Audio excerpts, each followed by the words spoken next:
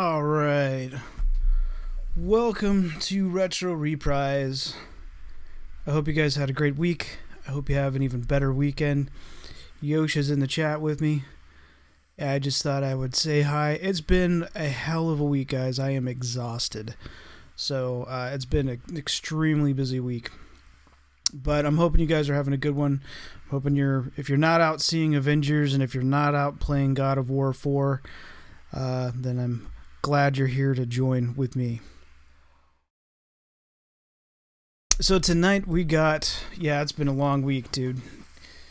Yosha's right, it's been an extremely long week. So if I sound a little tired, if I sound a little out of it, that's because I completely am. Because it's been an extremely busy week. So let's get into it. The first thing I wanted to talk about was Avengers. I have an Avengers. This is not the Avengers. I'm rearranging my window because I'm so professional here. Because for some reason something doesn't look right to me, which I had fixed before I went in to do this, but it looks a little different now.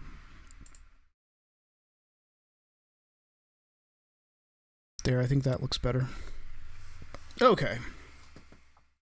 So I got to see the Avengers last week, and not last week, yesterday. I got to see the Avengers yesterday. The whole show is going to be like this. I'm going to be screwing up the entire time, and I don't really care. As everybody's pointed out in one of my videos from last week, I messed something up. By the way, I love having my comments. So even if you're going to tear my ass online, go ahead and do it. I don't care. I'll still read them. I'll even reply to some of them. Yeah, Yosh, if you get an opportunity to read my comment section, good Lord, it's amazing. Anyway, so I got to see Avengers last night, and I thought I'd give a little non-spoilery movie review.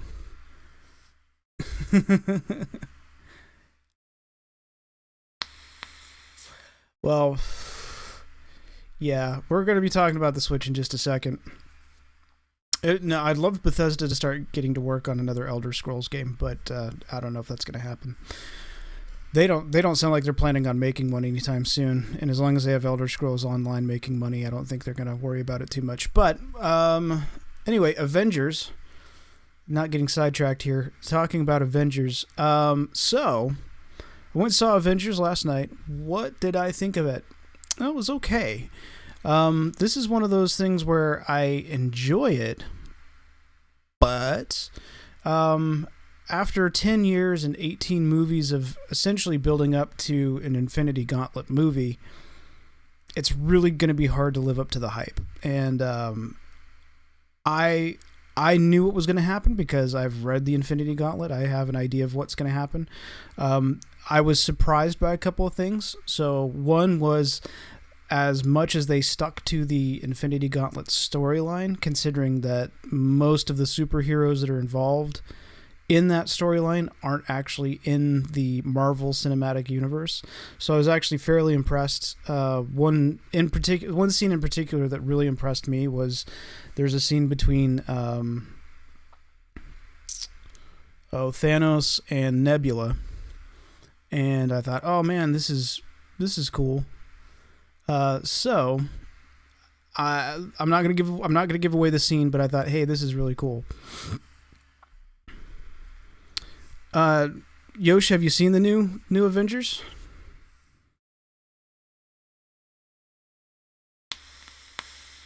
Keep in mind, you will not go to Twitch because you will not remember your password, so you're on a 30-second delay.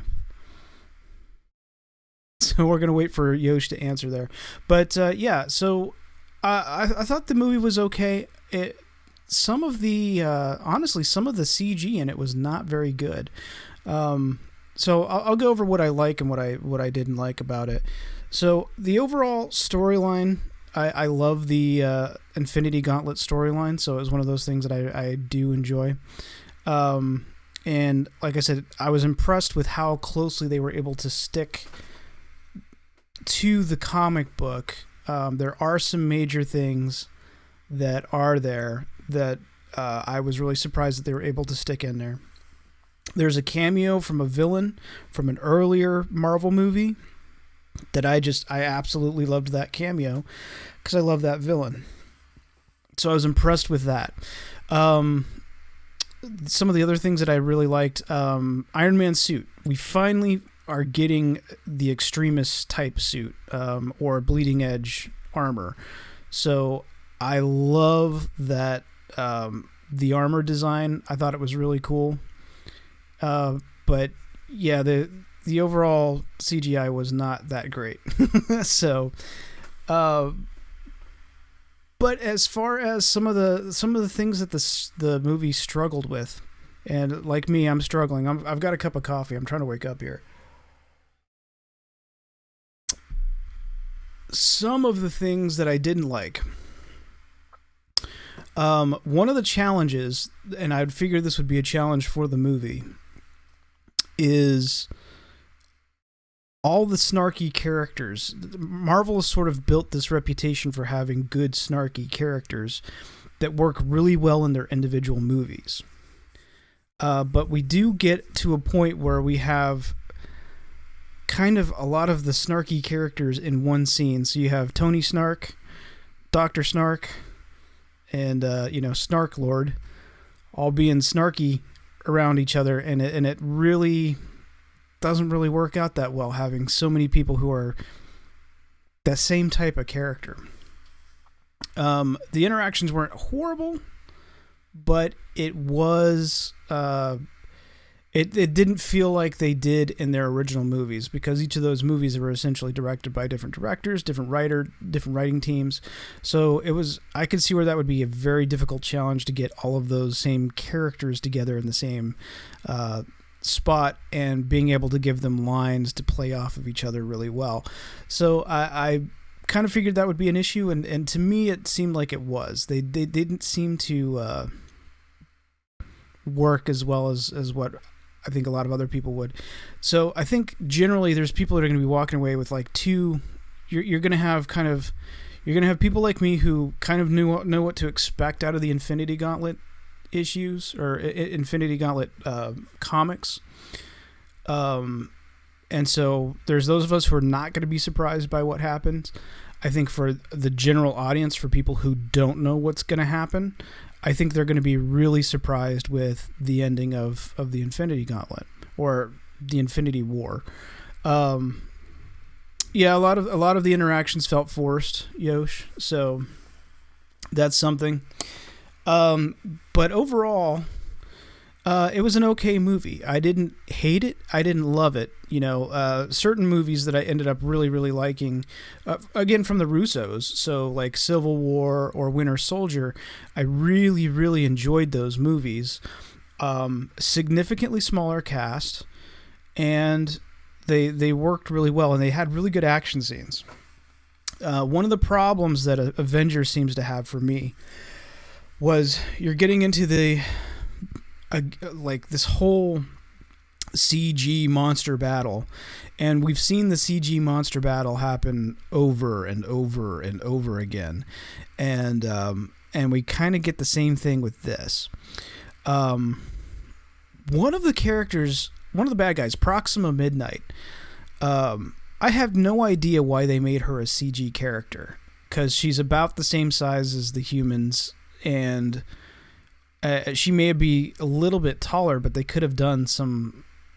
They should have put somebody in makeup for that character, I thought. She just looked a little too weird and too CG. But generally, I thought, with the exception of some scenes, like the Iron Man armor, I really loved. I loved the way it formed. I loved the way that he used it, how it could, sort of morph into these other parts that he could use, was really awesome. But the Black Order, I think that's what they're called, Thanos' minions, or underlings or generals or whatever you want to call them, they were all CG, and I don't think any one of them looked fantastic. So that's kind of just sort of, I guess, a nitpick if you want to look at it that way. But overall, I didn't think the movie was bad. I kind of knew what to expect. The movie kind of pushes this expectation of what's going to happen later on, so it's not like it's going to be a huge surprise. But overall, it was an okay movie.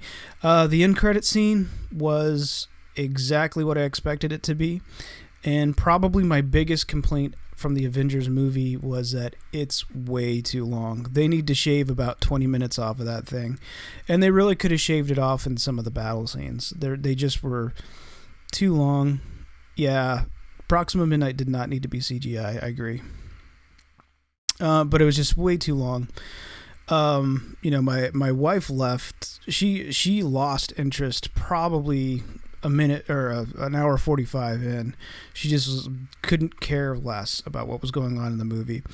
But like I said, I think most people will probably enjoy it. I think the general public will like it. I think people who haven't read comic books or are familiar with the material, I think they're going to be surprised. I hope people like it. And for those of us who do read comic books and are kind of in the know, it's kind of cool to see this have a realization, but it did have its issues too. So I'm looking forward to the part 2 next year, and we'll see what happens out of that. But yeah, overall, like I said, I didn't hate it, but I didn't love it either. It just kind of felt like a normal movie. I didn't have any kind of druthers one way or the other, though. I guess I have another complaint. Tony Stark was especially obnoxious in this one. It wasn't the level of, he wasn't that snark that you like. He was just really obnoxious and kind of irritating. So I as big of an Iron Man fan as I am, and I am, because I've been collecting Iron Man comic books off and on since about 1982. Before he blew up and got big, I'm going to be a hipster here. Before he became an A-list character, he was like a B or C-lister. And I used to buy comics in the 80s. You could get back issues. So I'd buy back issues of comics for about the same price. You could get 2 back issues for the price of 1 brand new comic. And so I always went for the 2 comic route. My parents would give me an allowance to get a comic book or whatever, and I would go and get the 2 back issues instead of the brand new issue, because that would give me 2 comics. I'd have 2 comics to read for the price of 1, essentially. But yeah, I've got 2 long boxes filled with Iron Man comics, and so he was my favorite character, and to finally see him on screen in 2008, it was great to see that. So but this time he was a little obnoxious.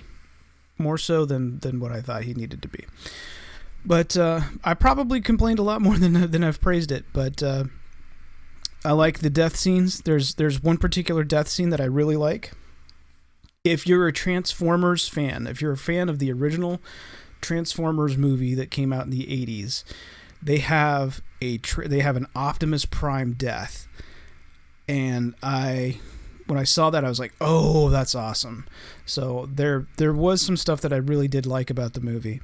But overall, I was just sort of meh on it. But I was talking to people about it earlier when at work.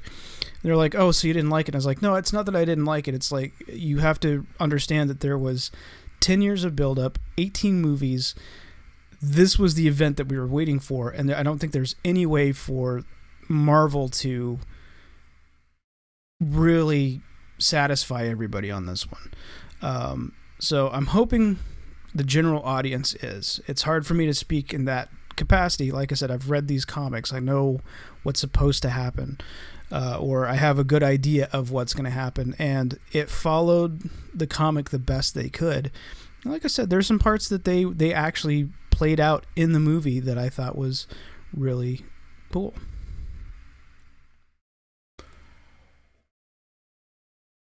So we're going to move on to a quick story here about the Nintendo Switch. So it came out this week, and yes, I'm doing this on Friday. So one of the big complaints I got in my videos was that, man, these videos are coming out late.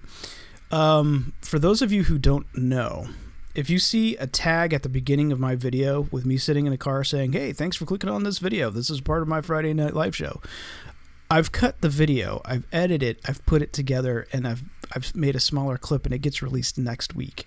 So if you're watching this from one of those clips, I recorded it the week that this thing is happening. So get off my balls. So on the Switch, they've been able to hack it.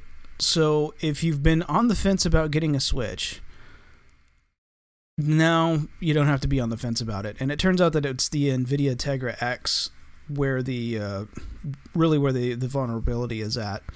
I'm not going to get into it too much, but they refer to it as kind of like jailbreaking the Switch. So it's excuse me. So it is. I think it's fairly interesting. This is something that Nintendo's seem to have a pretty big struggle with. I don't know if they've been able to hack the Wii U, but homebrew on the original Wii is fantastic.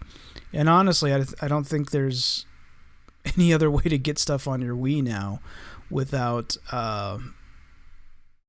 getting homebrew, which is the hack, essentially the hack software name for it. But yeah, this hack will outlast the firmware updates, because I believe this is actually on the chip. This gets into like the actual chip usage. So even if you get firmware updates, which normally Nintendo would do to block anybody from hacking into their stuff, basically since it's within the Integra chip, firmware updates aren't going to affect it. So you're going to have really one of the best, probably a really, really good emulation device. And maybe finally get some old games on that Switch. Nintendo needs to step it up and get the Virtual Console on there. So, yeah, I just thought I'd step on that for just a second and talk about it. I thought it was cool. I think it's really cool to be able to hack things anyway, but if you're on the fence about the Switch, don't be on the fence about it anymore, man. Go out and get one, hack it, play the games you want to, take them on the go. I still think the Switch is kind of a cool device. I really hate having two different controller colors though. You can get the gray ones, whatever. So I'm going to move on to the next topic here. Count Dankula. I love Count Dankula. I love his videos. And he got his sentencing Monday, and I'm talking about this Friday. Yep, it's late, but it happened this week, so I'm talking about it, and it's something that I want to talk about. So we're going to look at this article from Newsweek and talk about it here. A Scottish YouTuber convicted of a hate crime after uploading a video of him teaching his girlfriend's dog to give a Nazi salute has avoided a prison sentence. I like how they're talking about how he was like a slippery shit that he didn't get caught. But here we go. Mark Meacham, 30, of North Lancashire, Scotland, was fined £800, or about $1,100, after he was found guilty following a trial in March in connection to a video which he uploaded in 2016. In the clip, Meacham, better known as Count Dankula, told viewers how he wanted to annoy his girlfriend as a joke and decided to turn her pet pug Buddha into the least cute thing I could think of. Now, I've watched this video a lot of times, so it's funny. It is funny. The video, which went on to be viewed more than 3 million times, shows the dog reacting excitedly whenever Meacham asks, "You want to gas the Jews?" and raising its paws when he calls Sieg Heil. Sieg Heil. The video is actually really funny. There's Buddha right there. Buddha's a cute little dog, and it's amusing. Maybe not the best joke in the world, but yeah, it's funny. It runs along a lot of. Here's the thing. I always thought England was kind of cool. or when I say England, we'll say UK in general, because this was in Scotland. But it's sort of like, as long as you don't mess with our tea and crumpets, man, we're cool. And I always thought England was a bit more, or United Kingdom was a bit more, I don't know, tolerant. I mean, John Cleese made almost an entire career. Most of his paychecks consisted of him making fun of Nazis, and that's what this was. But let's move on with the article here. We'll get to that. In his sentencing remarks, Sheriff Derek O'Carroll told Meacham the evidence before the court was that the video was viewed as grossly offensive within Jewish communities in Scotland, and that such material intended to normalize anti-Semitic attitudes and provoke further unpleasant anti-Semitic messages, and as such, this video using menacing language led to great concern. Everything from everybody else that I hear about, they're like, no one complained. No one complained. The police came in. The police were offended on behalf of somebody else. And then other groups started to latch onto that. Let's see. It says, I also found it proved that the video contained anti-Semitic racial material that explicitly referred to Jews, the Holocaust, and the role of the Nazis in the death of 6 million Jews in a grossly offensive manner. You knew or must have known that. As a matter of law, the test is not whether the video was offensive, but whether it was grossly offensive. I concluded that your video was not only just offensive, but grossly so, as well as menacing, and that you knew or at least recognized that risk.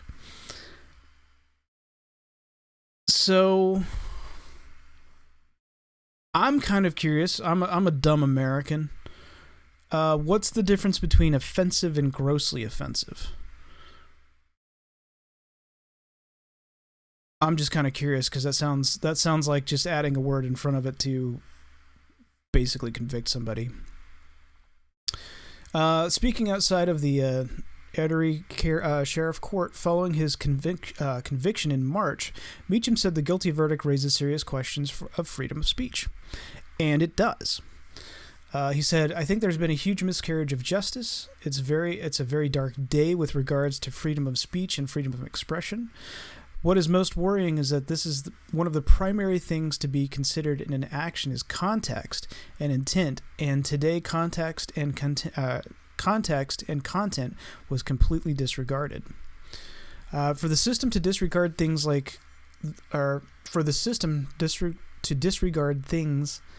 like that, it means your actions no longer matter. They decide what your context and intent is. Following his conviction, Meacham received support from the British far-right figureheads as well as comedians including Ricky Gervais. A man has been convicted in the UK court of making a joke that was deemed grossly offensive, Gervais tweeted to 13 million followers. If you don't believe in a person's right to say things that you might find grossly offensive, then you don't believe in freedom of speech.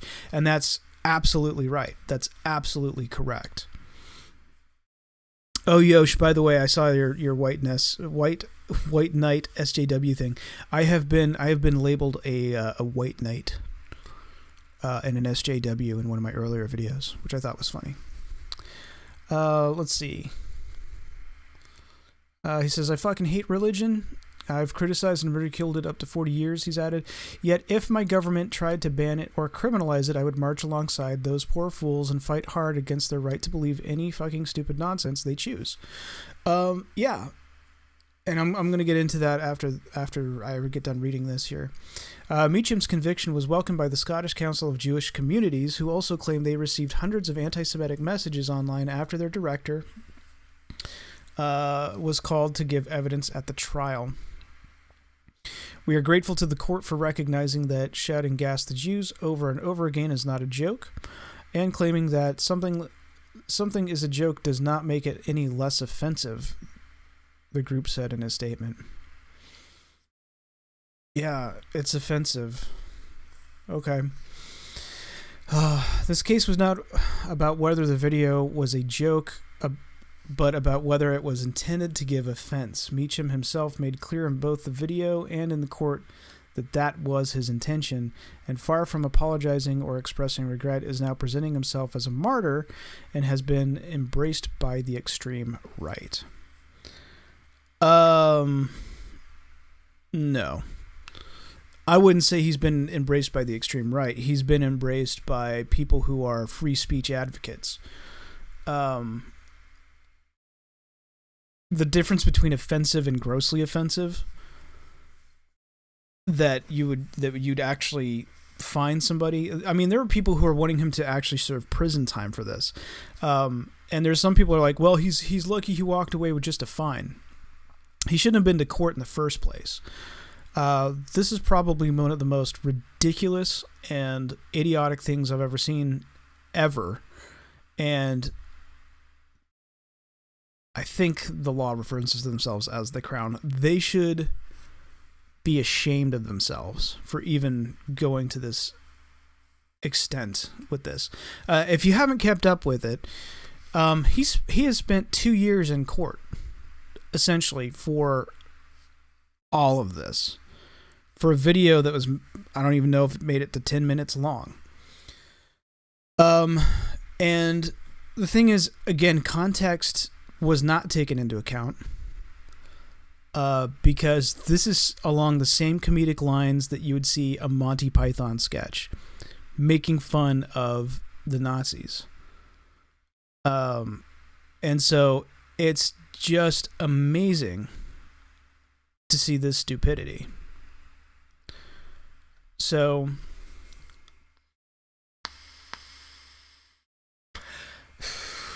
Yosh, ignore that. That's my bot.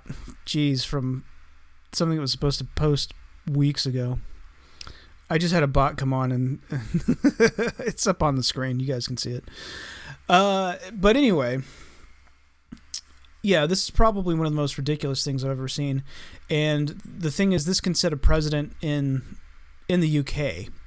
So Dankula might have gotten a fine, but the next person might get jail time.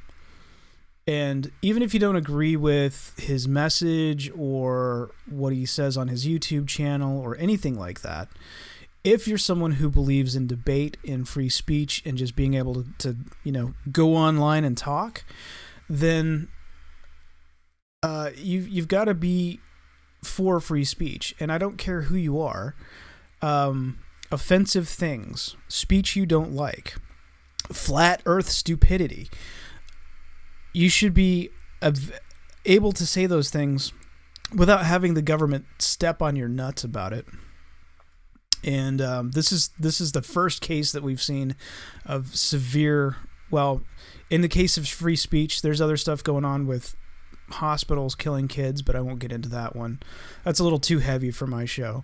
But that the government stepped in and even did this in the first place is absolutely asinine. So I'm pulling this up. I wish I had money to contribute. I don't, so I'm going to do what I can, which is spread this out and talk about it. But there is a GoFundMe campaign going on right now for Count Dankula. They've already reached their goal of £100,000. They're at £150,000 right now. I would still like to see that number go up. The more that they can get support for this, the better. I don't know if Philip DeFranco actually donated to this, but his name is up there. So they're gonna appeal this. They're gonna appeal this verdict. They're gonna appeal the punishment. And honestly, after 2 years of fighting this thing, I mean, I've watched his videos enough that he's had issues getting to work, or finding work, or getting enough work consistently to be able to make money. As awesome as doing YouTube videos are, what most people don't realize is that the bulk of people who are making YouTube videos aren't making a living on them. A lot of people like myself are doing them for free just because we enjoy doing this type of stuff. So he's got a GoFundMe campaign. Honestly, getting more money than what the goal is probably be a pretty good thing for him, because we don't know all the court costs involved. I mean, yeah, he got an £8,000 fine, and this will definitely cover that, but who knows what else he's lost on a financial basis because he couldn't find a job or couldn't get a regular job for a while. I think he works as a bouncer now, if I remember correctly. But yeah, even if you don't like the guy, you don't like his content, you don't like what he stands for, that's fine. But more people need to back the free speech side of it, definitely. So that's pretty much what I have to say about it. Yeah, it's a week later. Eat me, I don't care. But if you got a little bit of extra cash and you don't mind funding a free speech project that definitely needs the help, then here's the GoFundMe. I'll when I repost this video, I'll put the link in the description. But we're gonna move on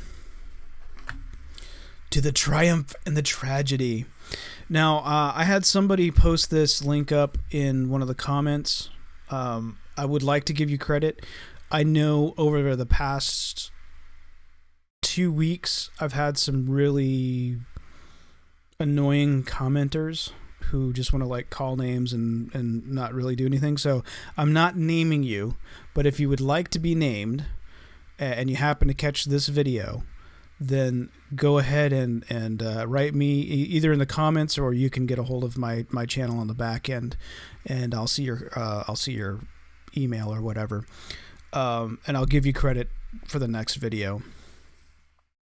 But there is a person in my comments added this link from Salon, and I wanted to talk about it. This is going back into more of the channel awesome stuff. So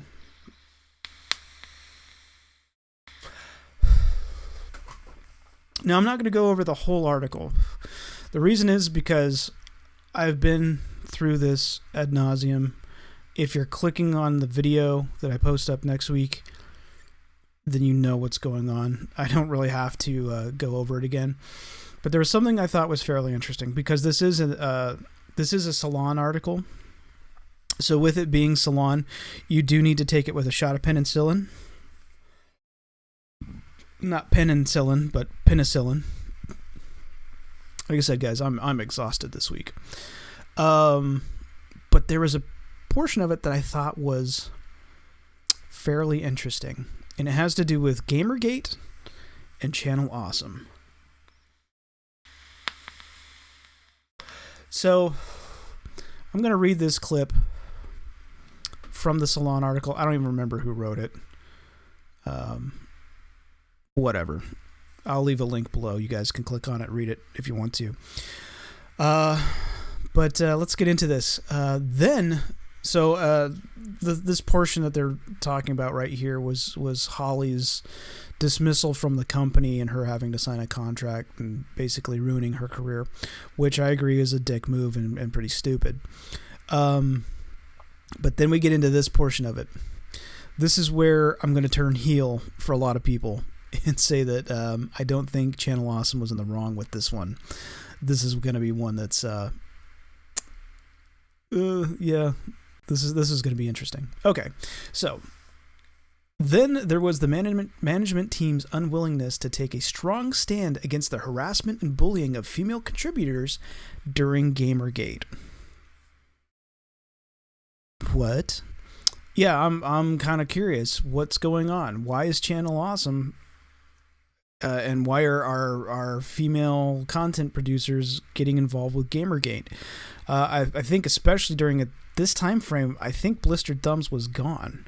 So who's doing the video game content to get blasted? Well, we're going to move on here. I would absolutely use the word cowardice, says Lindsay Ellis. He, Mike Mashad, who she's referring to, was afraid of alienating... God, I'm tired, guys, sorry. Was afraid of alienating a portion of the audience, and that is why they were so eager in that 2014 era to ignore what was going on because they considered it bad business. He was pretty insistent that no one talk about it or speak about what was happening because he considered it bad for business, because that would alienate a fairly good-sized portion of their audience. Praegler, talking about Allison now, described the same thing, telling Salon that although she was fortunate enough not to receive as much misogynistic toxicity as some of the other female contributors, as far as them protecting the female contributors when things happened like that, they could have made a statement about it. They could have not hired people that supported Gamergate, which is something that they did, because they didn't want to make a political stance about it, I guess.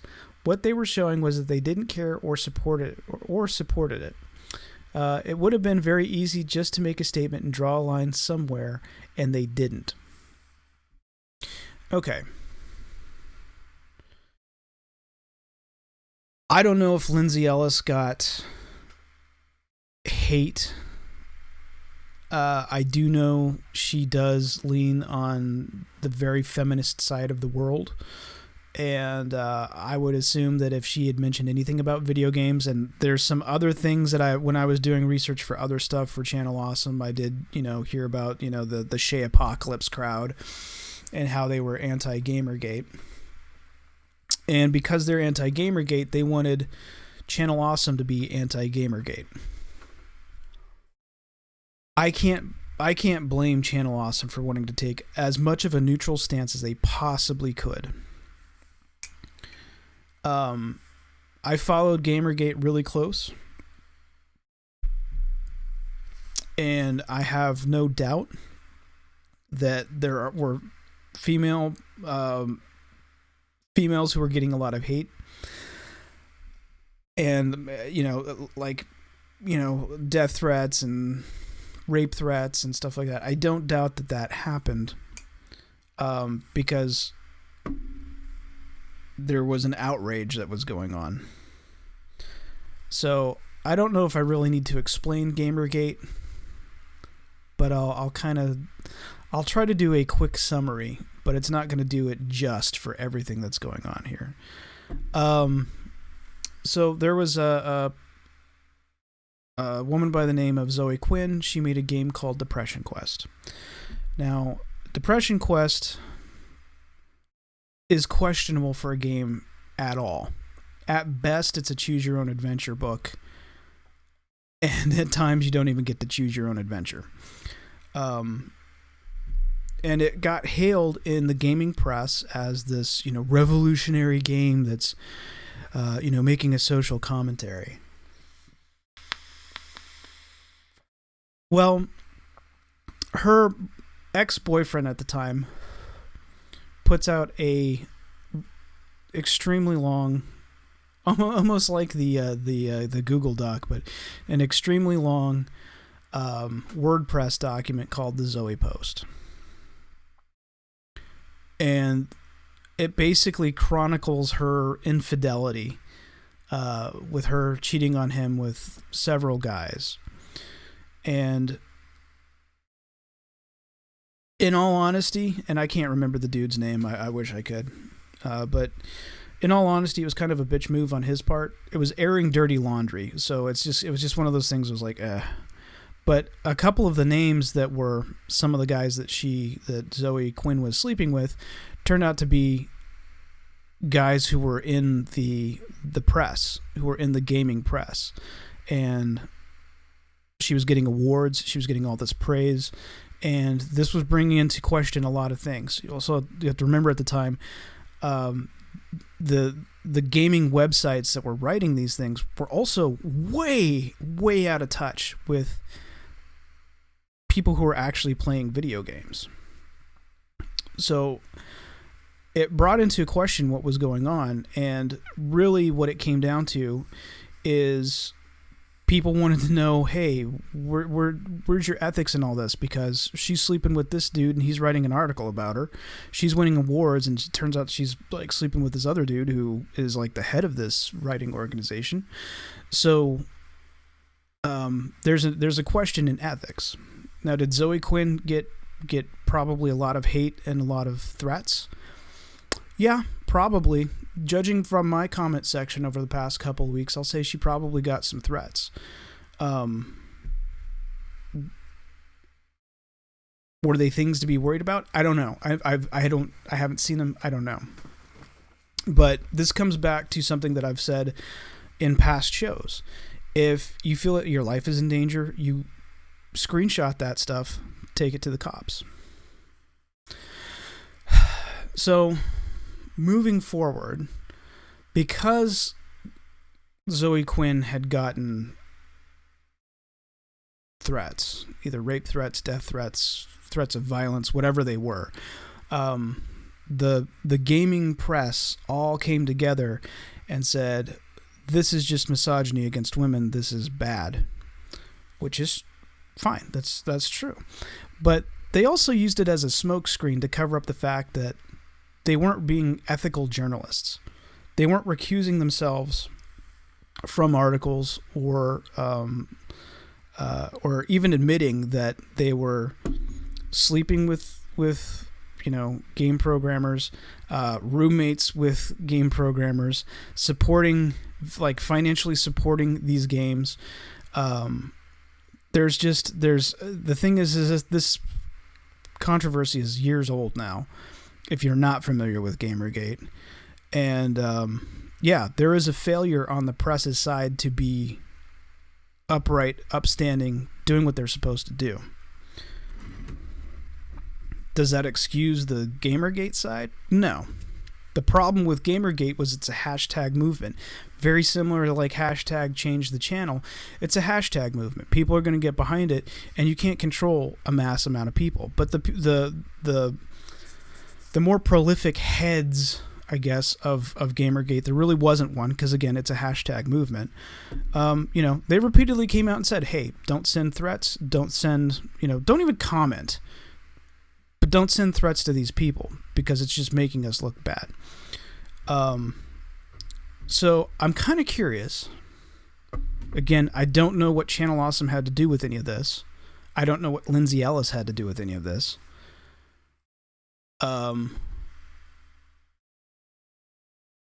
But this is one of those things that I'm just like, okay, why is the nostalgia chick someone who criticizes movies? And yeah, she does a lot of stuff through a feminist lens and pop culture, things like that. What's she doing getting involved with Gamergate? Because I have a hard time thinking that just randomly some Gamergater just hopped onto her YouTube channel or Channel Awesome and started talking shit. I have a hard time believing that. And if she did get threats and all that stuff, it sucks. But I don't know what you want Channel Awesome to do. Formula Fanboy, is he in here?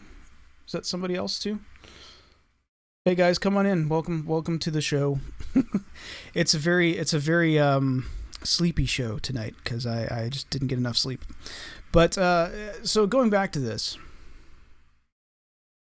I don't know what she had to do to be involved with it. I have heard that other people that she, sort of the circle of friends within the Channel Awesome group, were very anti-Gamergater people and would basically just verbally beat down anybody that they possibly knew who would be a supporter of Gamergate. So let's say you are Channel Awesome. Yeah, thanks for coming in, man. Appreciate it. So let's say you were in Channel Awesome's position here. You're running an aggregate site. You've got people who are making comments about pop culture the entire time. You're going to have some people who do side on Gamergate, and you're going to have some people who side on the anti-Gamergate. What is your best position? To be neutral. You're a business. You're a business that's based completely off of the popularity of anybody who's watching your videos. That's why Channel Awesome is having such a hard time that they're having now, because so many of these producers came out and said, hey, they were treating people like crap. Here's our story. The public image, that's how a company like Channel Awesome or a website like Channel Awesome works, is that they have to have that popularity. They have to have people go, oh, this is a cool show, I'm going to watch it. So that Lindsay and Allison think that they should take a hard-lined edge as anti-Gamergaters is kind of ridiculous. And I'm someone who does side with the producers on a lot of the stuff that they have complaints about, but this is not one of them. You can't sit there and demand that the company that you're posting videos for take a hard line against Gamergate. You have a wide audience, and Gamergate was very divisive, and they would have just dropped more business at that point in time.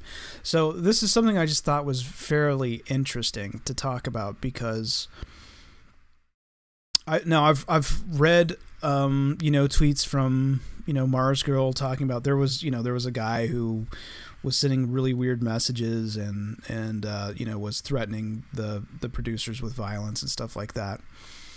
But and this was in the document, they wanted Channel Awesome to take steps to not have these people around anymore. And Channel Awesome said that, hey, yeah, we do IP banning, we ban emails, we do this.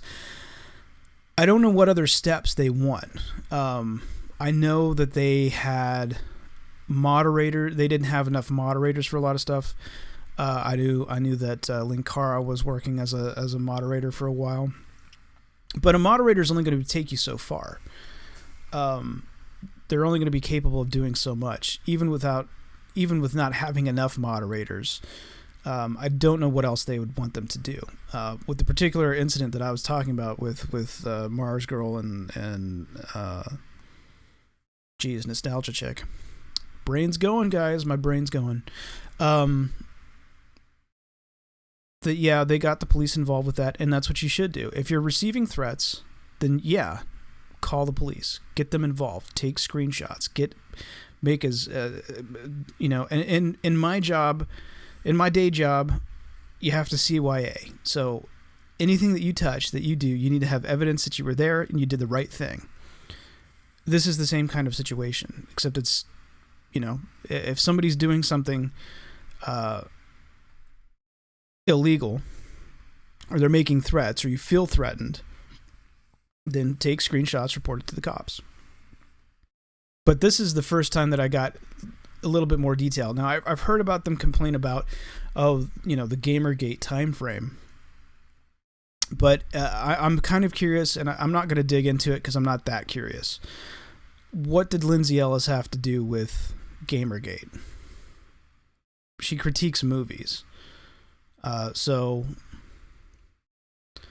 I don't know. Do I need to go out on a limb and say that maybe she said something about some video games, or talking about how toxic men are? It's a possibility, but I find it really... I don't know why she would be getting the hate unless she stuck her nose in on something that she doesn't really... I'm not saying she doesn't belong there. I'm not even saying that she doesn't play video games. It's a big possibility. She could be. I don't know. I don't know. I don't know her. But what she does online is critique movies. So why would Gamergate go after Lindsay Ellis unless she kind of poked the bear? That's what happened to Brianna Wu. Brianna Wu wants to sit there and complain about how toxic men are and how toxic Gamergate was. Well, she threw up a meme in the middle of a Gamergate forum, and when she got a bunch of hate because of it, she acted like she was surprised. So maybe that's not the case with Lindsay. I don't know. But I just find it a little odd that someone who critiques movies would somehow get involved with Gamergate. Now, I do know that there's pictures of her floating around with Anita Sarkeesian these days, but I don't know if that was because of these events. I have no idea. But it's ridiculous. But yeah, with this one, I'm gonna have to side with Channel Awesome on. They didn't want to take a hardline stance for a good reason. They don't want to lose their audience. And Gamergate split a lot of people up. So I'm not going to call Mike Machado a coward for not drawing the line, because they wanted Channel Awesome to be anti-Gamergate. They were trying to be diplomatic here. Especially for someone who doesn't even have a horse in the race. I followed Gamergate, but I don't play modern games. I'm a retro dude. It's retro reprise for a reason. I love old video games, but yeah. So that's the Salon article, and that's probably going to end up doing it for the show. But if you guys are still in the chat, we can hang out and talk. I don't know how long I'll last, for probably another 10 minutes or so, but then I'm gonna be out of it. But yeah, that's gonna be the show for this week. Yosh, thanks for coming in. Fanboy, thanks for joining in. You guys have anything else you want to add or say?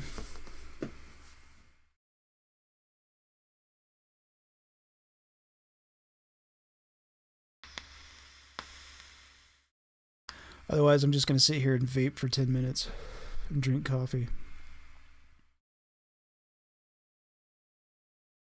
I will do this, though.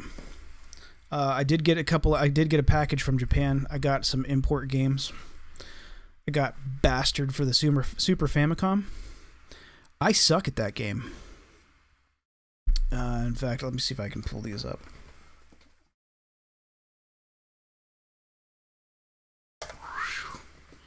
Got Bastard. Kind of an interesting game. It's like kind of like Street Fighter, but instead of doing like a side view, it's an over-the-shoulder third-person view. And I haven't quite figured out the mechanics of it. The other game I got was Jackie Crush for the Super Famicom, which I've been wanting for a long time. And I don't know what's wrong with me. I don't know why I just now got it, but I'm loving Jackie Crush. I love video pinball games, so I've got a pretty decent collection of them these days. Because I've got I got Dragon's Fury and Dragon's Revenge on the Sega Genesis. And I love those games. If you don't know, Dragon's Fury was Devil's Crush on the TurboGrafx 16. So now, while the Genesis game was done by Tengen, the actual game was by Naxat.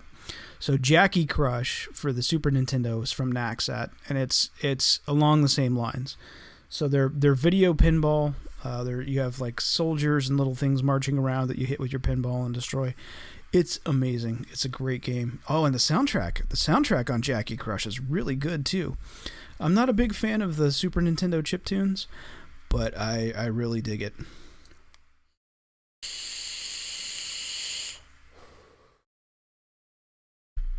But I'm not seeing any activity in the chat, so I'm guessing you guys may have gone.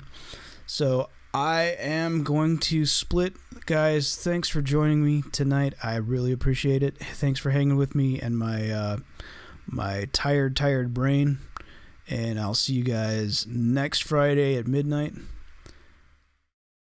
And I'll see you later.